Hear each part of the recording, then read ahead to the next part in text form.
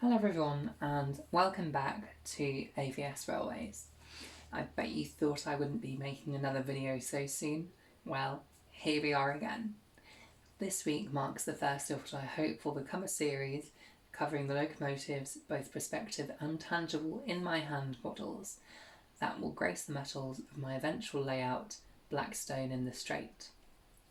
We'll be focusing our attention this week on 6 coupled locomotives on the South Eastern and Chatham, with the London, Chatham and Dover's B2, South Eastern and Chatham C, and the South Eastern Railways O with O1 rebuild all making an appearance. As an aside, much of my data for this series will be sourced from Russell's A Pictorial Record of Southern Locomotives, which I've left a link to in the description below. It's a highly useful resource for Southern modellers, and I refer to it time and again when checking locomotive numbers and build dates. For greater detail, it can be a little thin on the ground, but there are other resources for shed allocations, liveries, and so on. Starting from the left, we have the London, Chatham and Dover's B2 class, built at the Vulcan Foundry in 1891. This example, set to be numbered 653, was passed onto the Southern Railway and finally withdrawn in 1932, after 41 years of service. During its lifetime, it was reboilered with the Wainwright Standard 8 class boiler featured on the model. This class was the natural evolution of the Chatham's B and B1 series, featuring larger driving wheels and an increased cylinder bore. They were also paired with larger tenders. This model itself is based around a Great British Locomotives South Eastern and Chatham C class, which again itself was a development of the B2, with larger driving wheels, a higher capacity tender, and a differently styled cab. To form the model, I cut out the space between the frames so as to allow a chassis to be dropped in, remove the cab and the splashers, swapping those around to obtain that typical B2 wing plate silhouette. The forward steps were also cut away. I opted to retain the boiler lower half, having filled that portion of the boiler with weights for improved adhesion. The cab itself was designed and laser cut by a member of RM Web from a lightweight card, resulting in a very sturdy construction. This approach was also used for a new wing plate. I'm not entirely convinced that the B2s would have worked in Sussex, let alone East Kent, but my excuse for having one is that perhaps it may have worked from Maidstone East's coal depot to Blackstone via Ashford. It works in my head at any rate. The livery is early Monsell lined goods green, and this locomotive is dual braked, as I suspect many ex-Chatham locomotives would have been by this time. The eventual motorisation plan is either for a Hornby standard 060 Ginty with its blocks suitably modified, or to use a Southeastern Finecast C-class chassis and motor setup with correct scale wheels. The C-class has 2-inch wider driving wheels than the B2. As for its tender, another RM Web member has 3D designed a file for the tender tank. All that remains is for me to find a chassis and print the body. I have been attempting to modify a Great British Locomotives tender frame, but only time will tell how well this goes.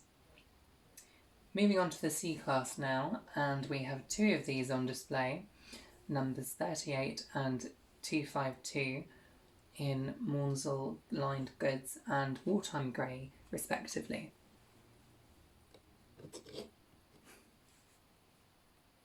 These also originated with the Great British Locomotive staffing model, a venerable series of modelling fodder with similar alterations as per the B2. Both of these were Ashford products. Number 252 demonstrates the Ginty chassis approach adopted by myself and many other modellers. This adaptation is fairly simple, with only a small portion of the block on the Ginty chassis requiring cutting away at the rear, and the boiler lower half being omitted to provide clearance for the motor. This chassis works well due to its simplicity and the so-called Derby standard wheelbase used by several railway companies. The tender and locomotive are coupled with a brass wire arrangement, highly reliable and allowing for closer coupling, with enough flex for passing through curves. I have yet to fit wheels to the tender, and I have a Southeastern Finecast replacement for one of these, its tender frames having been donated to my B2 experiment. All of these locomotives were crudely detailed by myself with staples for lamp irons, and I have yet to fit handrails or other detailing components, but I'm happy to take my time with this. This, I hope, will be the next stage of development once I have funds. All of the locomotives also have a painted boiler backhead and a planked cab floor, with space for a crew to be fitted in time. I am planning on running digital, so will put consideration as to which chips I use, and this may impact my decision for locomotive chassis kits. I need to do more research on this. We'll see what happens. We'll now turn to the Southeastern and Chatham's O and O1 classes, which I have not modelled yet. These I think I will either attempt to convert and model from the Golden Arrow kit. I do have a spare Sterling cab for an O, or I will look into alternative approaches. I will be modelling numbers 111, an O class, and 328, an O1, once again featuring wartime grey and Maunsell lined goods. The latter was allocated to Hastings shed throughout the 1920s, and so is absolutely ideal for Blackstone. I've yet to find any details on the O-class allocations, but both of these locomotives survived the 1920s, with 111 not being withdrawn until 1929, and so I am fairly confident that I will find some information along the line. A little history on this class.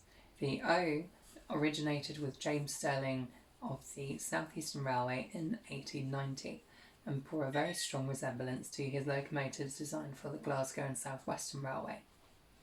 They were initially built without locomotive brakes, relying solely on the handbrake from the tender and those on the train.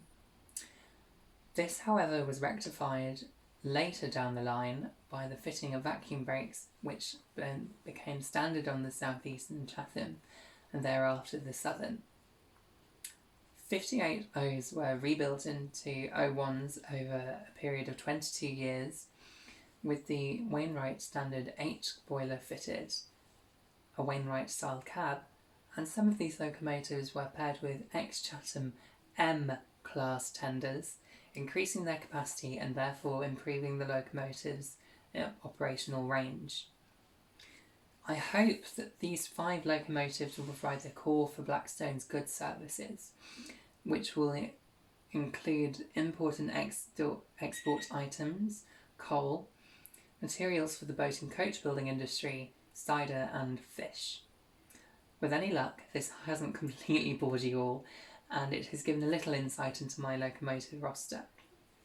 Next week I will be covering the London, Brighton and South Coast equivalents, which actually is quite a short list. Please feel free to like, comment and subscribe, and to click the links in the description below. Also, don't forget to visit the stream over at Oak Hill Model Railway. He streams every Sunday at 9 PM, and it's a very fun, educational and entertaining place to be. I'm Alex, and you've been watching AVS Railways. Goodbye!